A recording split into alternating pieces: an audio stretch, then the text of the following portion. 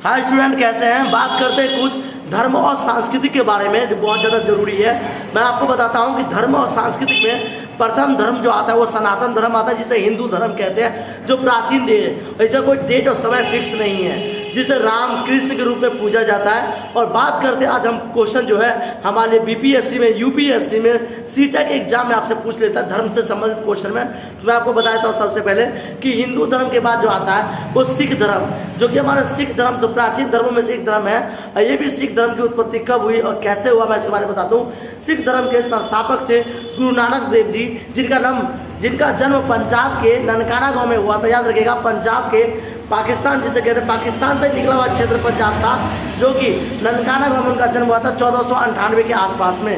और गुरु नानक जी बहुत सच्चे व्यक्तित्व थे, जिन्होंने अपने धर्म सांस्कृतिक में गुरुओं को प्रथम आदर से जोड़ा।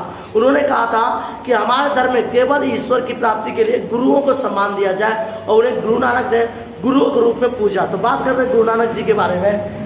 गुरु नानक का जन्म कहाँ पे हुआ था? अमृतसर में, पंजाब के पाकिस्तान अमृतसर में ननकाना गांव था, एक छोटा सा गांव था पाकिस्तान के तरफ में, ननकाना गांव, जहाँ पे रावी नदी के किनारे उनका जन्म हुआ था। और पिता जो थे वो पहले से फारसी के ज्ञाता थे। उन्होंने उसे उर्दू और फारसी का दोनों का ज्ञान दिया था। उर्दू फारसी के ज्ञान प्राप्त करने के बाद भी वह एक रेदास के रूप में निकल पड़े और अपने रेदास के माध्यम से, यानी कि एक कवि के माध्यम से, एक संस्कृति के माध्यम से लोगों में चेतना और ज्ञान की बुद्धि दिया। फिर बात करते हैं सिखों के प्रथम गुरु कौन थे? गुरु नानक जी। याद रखिएगा, सिखों के प्रथम गुरु कौन थे? ये पूछ सकता आपसे क्वेश्चन। तो गुरु नानक जी गुरु के रूप में जाने जाते हैं और सिखों के प्रथम गुरु थे, जिससे उनका 5 शिक्षाएं थी। जैसे आप जानते होंगे कि पहले था कक्ष कपाच, याद रखिए, हाथ में करा, सर पे पगड़ी, और उसके बाद एक कंघा।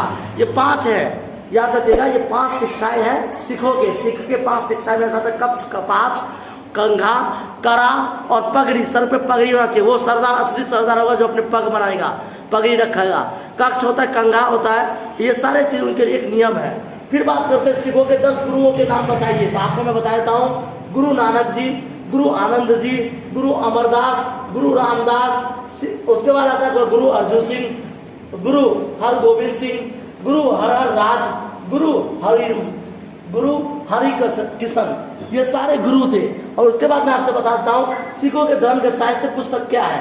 तो श्री गुरु ग्रंथ साहिब, श्री गुरु ग्रंथ साहिब जो है, श्री गुरु ग्रंथ साहिब में गुरुओं के बारे में, चेतना और बुद्धि के बारे में लिखा हुआ है। फिर बात करते हैं सिख धर्म की कितना पुराना है। याद रखिएगा, 15वीं शताब्दी में इस धर्म की उत्पत्ति हुई थी। सबसे प्राचीन धर्मों में से एक धर्म आता है, और लगभग इस धर्म की खोजने में अलग अलग विद्वानों ने सहयोग दिया, लेकिन वो सफल नहीं हो पाए, क्योंकि उनको जो ज्ञान मिली, जो ज्ञान का सागर मिला, सिर्फ गुरु ग्रंथ साहिब में मिला। और गुरु ग्रंथ साहिब के माध्यम से ही हम उनके बारे में जानकारी ले सकते हैं, ना करके उस फ्लैशबैक में जाकर के देख करके। क्योंकि जब गुरु नानक जी ने उस धर्म का विकास किया था, उस टाइम ना तो हम थे और ना आप थे। तो सिर्फ इसकी जानकारी हमें गुरु ग्रंथ साहिब में ही मिलता है। ऐसे गुरु के लिए एक बार आप लाइक कर दीजिए, सब्सक्राइब कीजिए। जय गुरुदेव, जय महाश्वर।